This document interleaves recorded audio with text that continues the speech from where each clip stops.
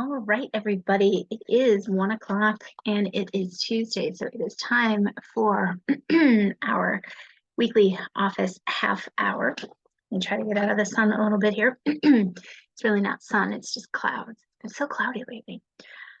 All right, so a couple things that I want to talk to you about today. I had a question that we will go over and kind of unpack a little bit if you were catching this live and you would like to have some one-on-one coaching, well, in front of the group, raise your hand. We'll promote you to a panelist and we'll dig into what you've got going on. But I do have questions that were sent in that we will tackle as well. But before we get to that, I wanted to talk a little bit about the concept of charting, right? So sometimes I think that in our industry, we talk about charting, but we're not all speaking the same language, right? When we're talking about charting. And so I'm going to tell you what I mean when I'm saying charting. Charting is not writing a note. It's not exclusively writing a note. Charting is a huge endeavor.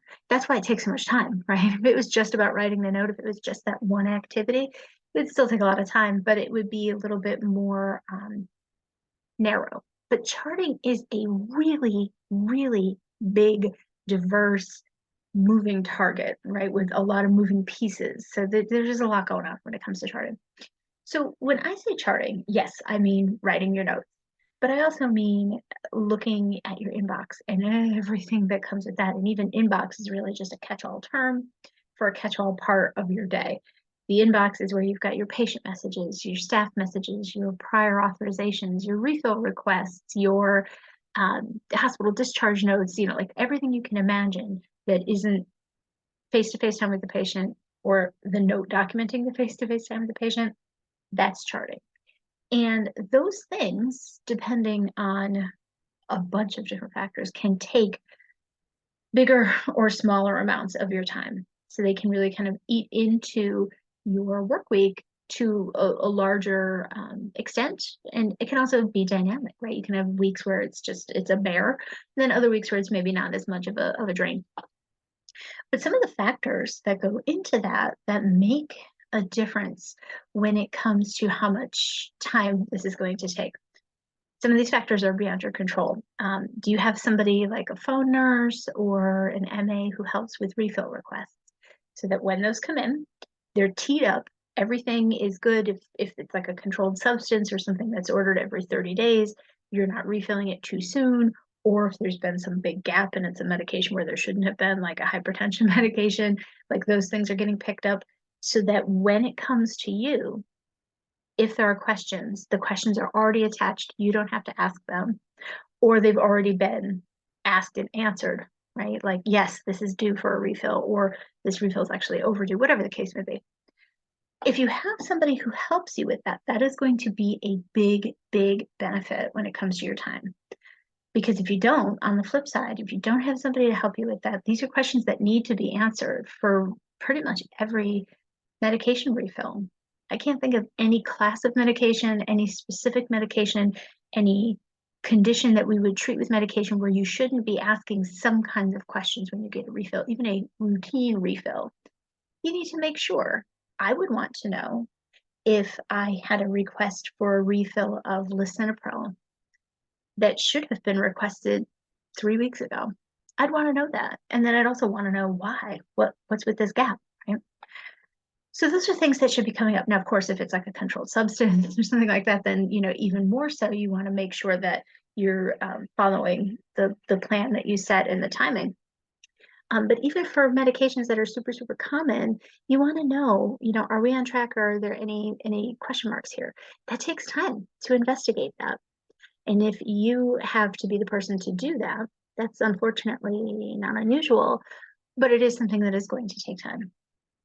It's also going to trickle down to your patients in terms of how soon you're going to be able to respond to that. Because if it's something you need to chase down and you're doing that in between seeing 20 or 30 patients, right? Like, to be able to investigate that thoroughly, it's going to take a little more time. You might not get to it until after hours. So if somebody requests something at 10 in the morning, it might not get refilled until 6 o'clock at night or the next day.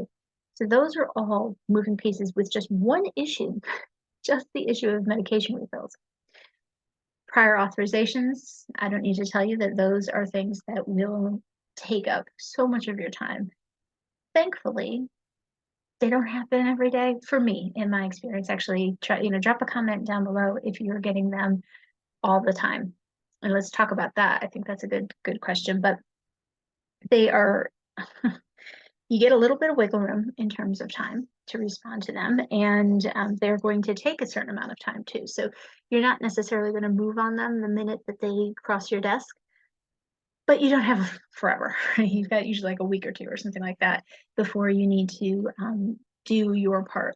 If you have somebody who is able to help you with that, again, front desk staff, dedicated like billing, reimbursement people that do stuff with prior auths, could be a phone nurse. There are a lot of different people who could help you with this, who can answer as many of the questions as possible with information that's just in the patient chart already, so that when the time comes, you just need to do the clinician's responsibility and plead your case, right, for a peer review or whatever the case may be.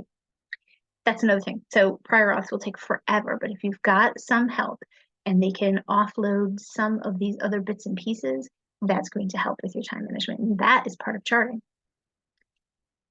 Reviewing patient records, like new patients, right? Making sure you have what you need before you have that first new patient visit and looking at it. And if it's a stack this big, having time to either develop a strategy for how you're going to look at it or look at all of it.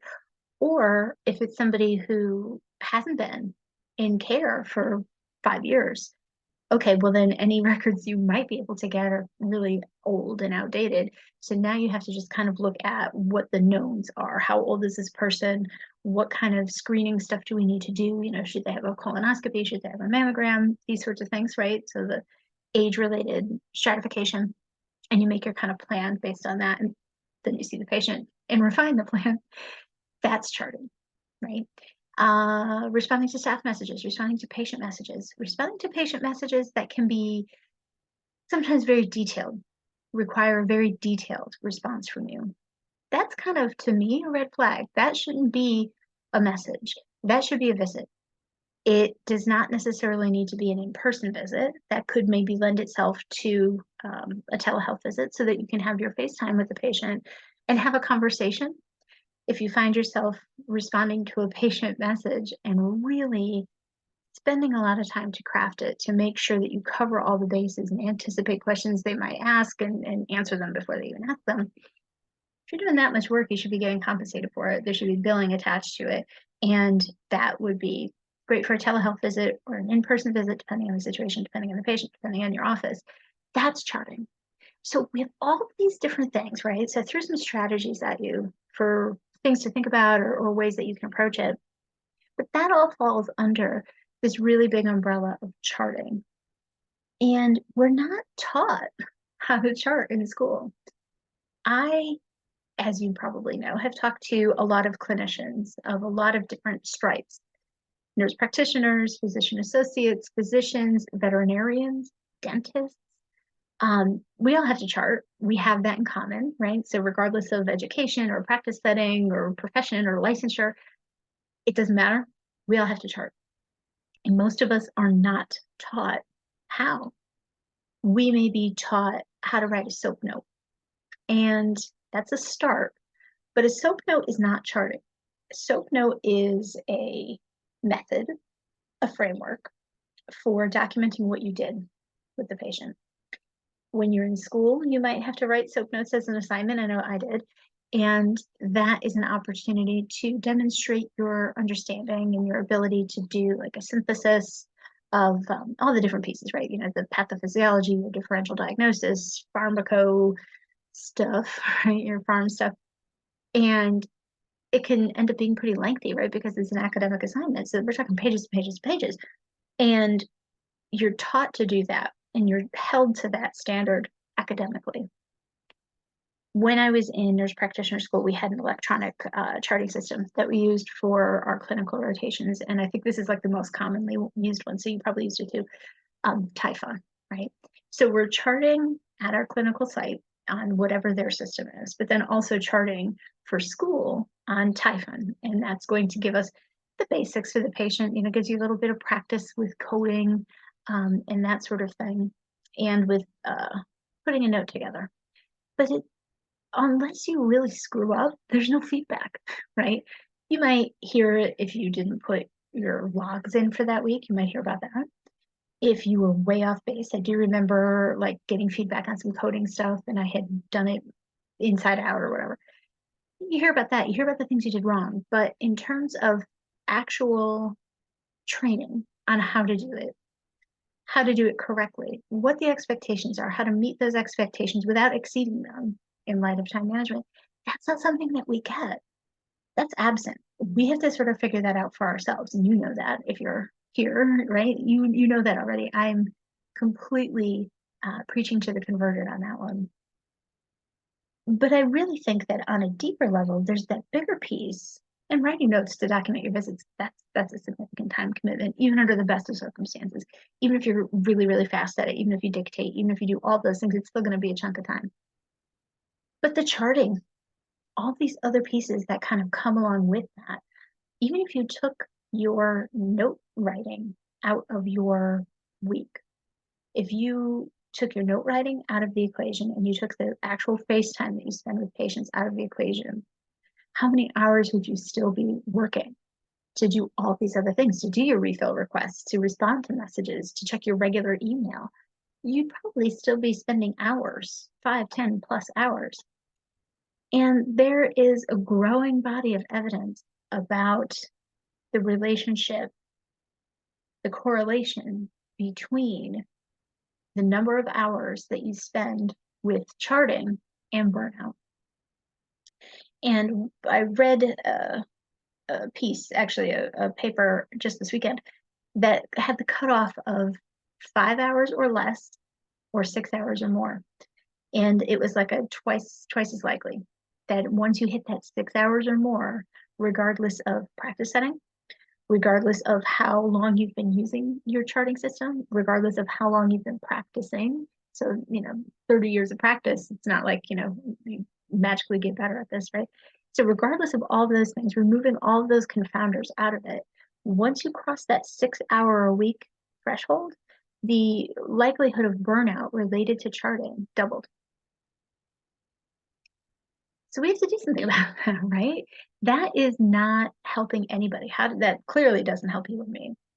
And if we're not good, you can't pour from an empty cup, right? So if we're not good, that's not good for the patients. And if it's not good for us, and if it's not good for the patients, it's not good for our healthcare system, our employers, wherever we work. It's not good for them. It's a domino, right? It's that first domino. So we need to really put this under the microscope and really look at how much time we're spending on charting, how we can get that into a place. It's not going to be static. It's always going to be a little bit dynamic.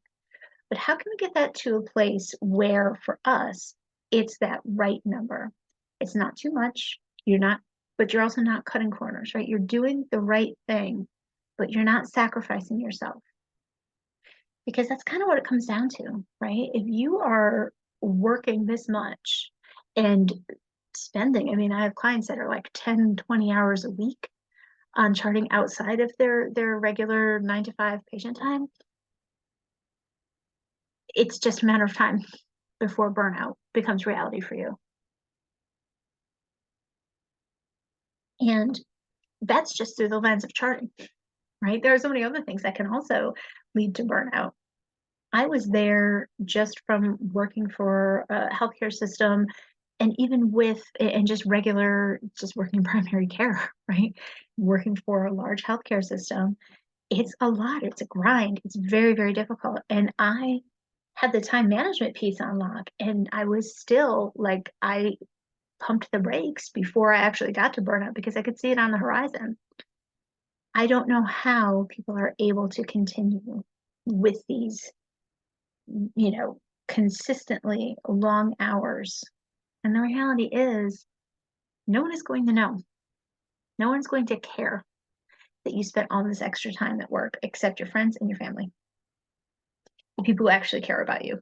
right? You know, your coworkers, you might have a good relationship, your employer, you might be, you know, well respected or well compensated or whatever the case may be, but they don't really care. Like, they don't really care. If they did, they would help you, right? They would design systems that would facilitate getting these things done more easily. They would point you in the direction of resources. They would give you accountability that was constructive. They're not doing that, you know, you got to wonder, right? The only people who are really going to care that you worked 1,000,000 hours a week, right, friends and your family. So, with that having been said, I'm off the soapbox now and on to questions. So, the question that I want to talk about today, I love this question, right? It relates to charting, which is part of, I think, why I have charting as a broad concept on my mind. How much admin time is normal, and how do I ask for admin time? Great question, right? So admin time, if you're not already familiar, admin time is time that is held in your schedule on a regular basis. So every week or every day or however you break it up, but on a regular basis, not like here and there. Admin time or administrative time is time that's held in your schedule on a regular basis, and it is dedicated to non-patient facing activities. So it's not visits, it's not meetings. It is time to catch up on all of this like side work of healthcare, all of these other bits and pieces that don't involve having a patient 2 feet away from you. So that is the time where you are doing your prior auths. You are looking at your new patient paperwork. You are reviewing hospital discharges, all that stuff, medication refills, all these other things, all the curveballs, all these surprise things that aren't so urgent that they can't wait until your admin time. So that's what admin time is. And not everybody has it. That's the weird thing. I never had it, right? And that was definitely a big motivator for me and also a big sign for me that, you know, my well-being wasn't valued as much as I valued it because they weren't making that allowance. And I asked for admin time and I was denied. So yeah, that was not good. But this isn't about me. So how much is normal and how do you ask for it? Well, normal is there's no answer, unfortunately, for that. I have seen a variety of different things with clients that I've worked with. So some people have had like a full day, like a full clinic day, 8 hours or something, held as a separate day. So Tuesdays are my admin day or whatever the case may be. I've seen that on the high end.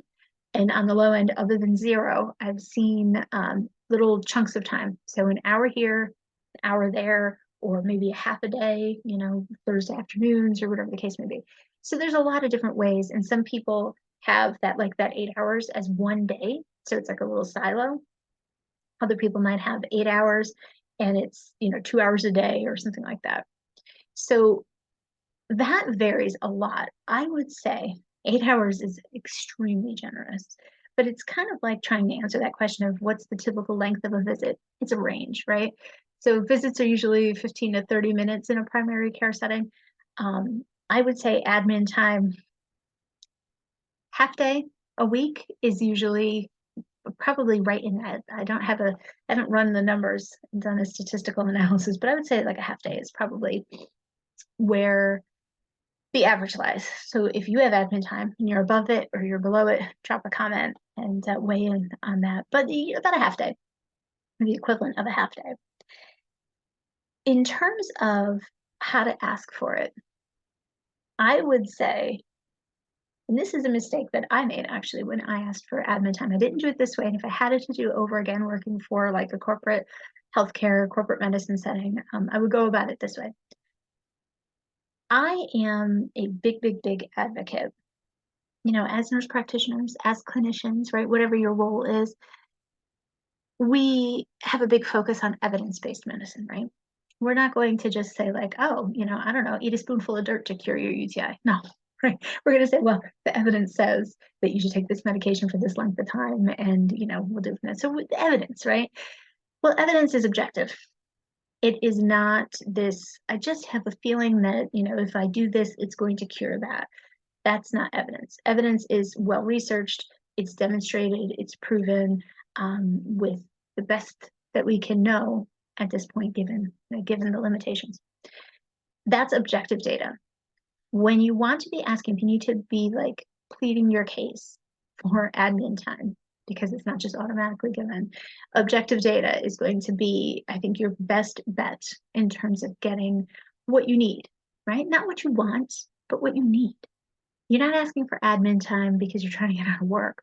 You are asking for admin time because you are like, up to here, right? You're up to your eyeballs in tasks, in things that you need to do, and there's only so many hours in a day.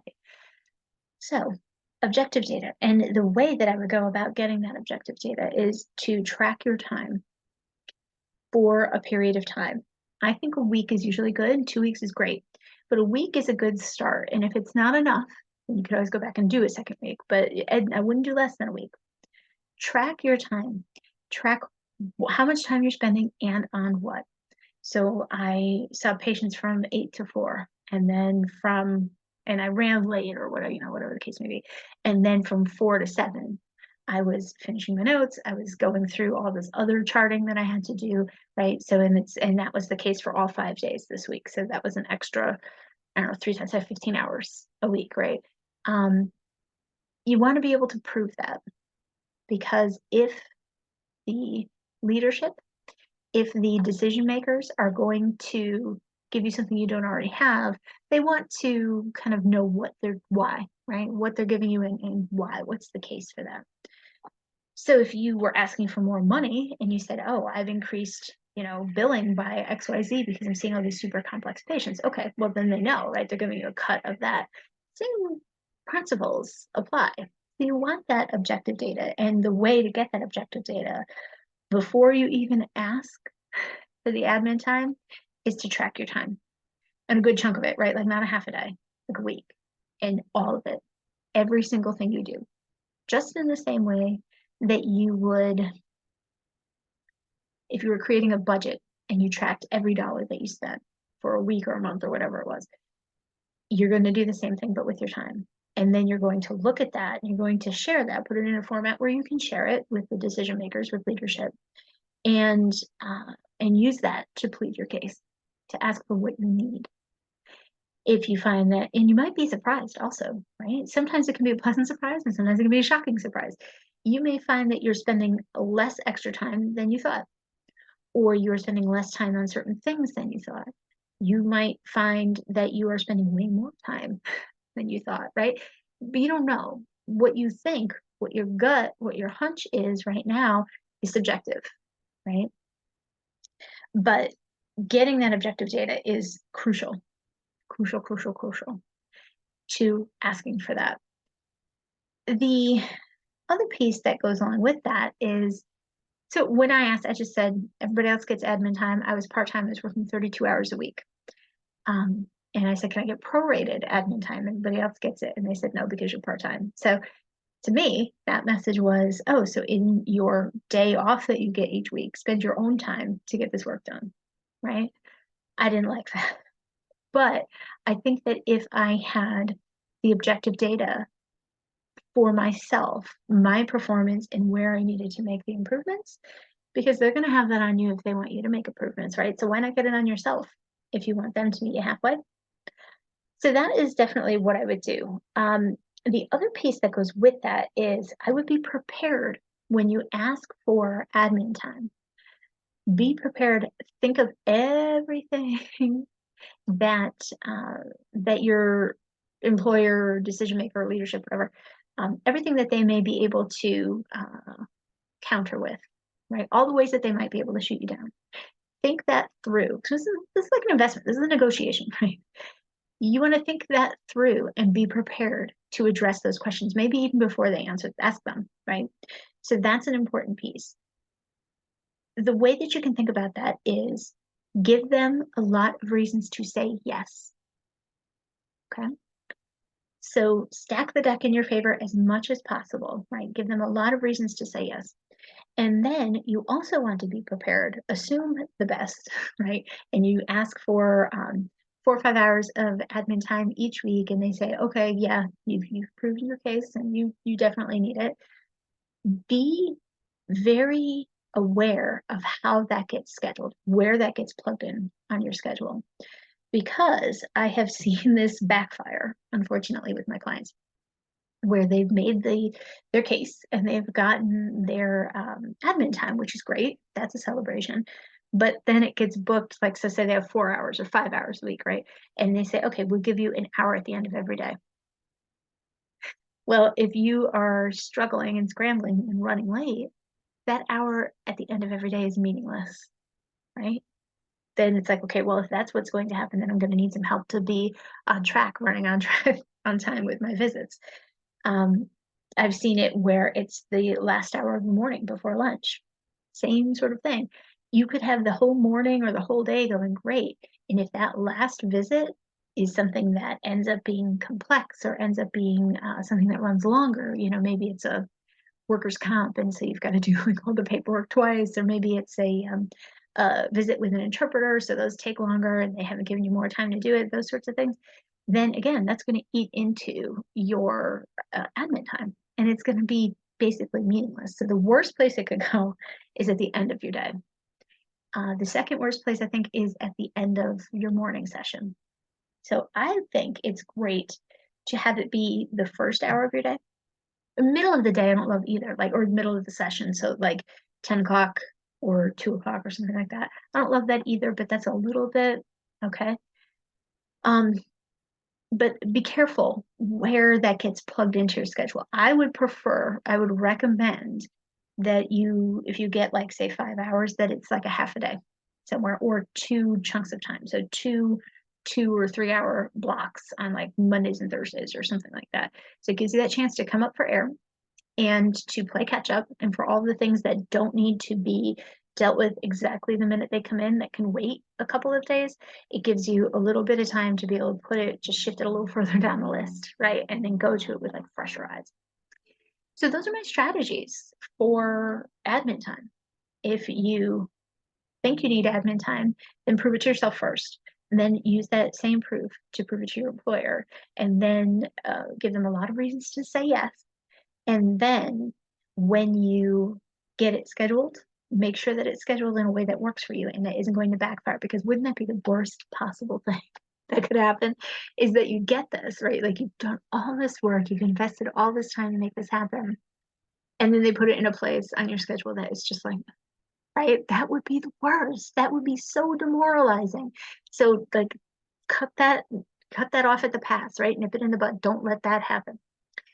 So those are my thoughts, right? So that's what charting is. Charting is not writing notes, it's everything. And admin time is also everything. That is where your charting is going to get done.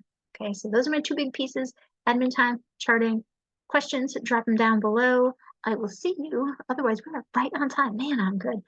I will see you next Tuesday for our next office half hour. Always please feel free to send me questions. If you can't make it in person and you need to catch the replay, totally fine, completely legit. But send in your questions. Don't suffer in silence, right? If there's something that you need a little help with, or that you want to pick my brain on, I'm kind of an open book, I guess, when it comes to time management anyway.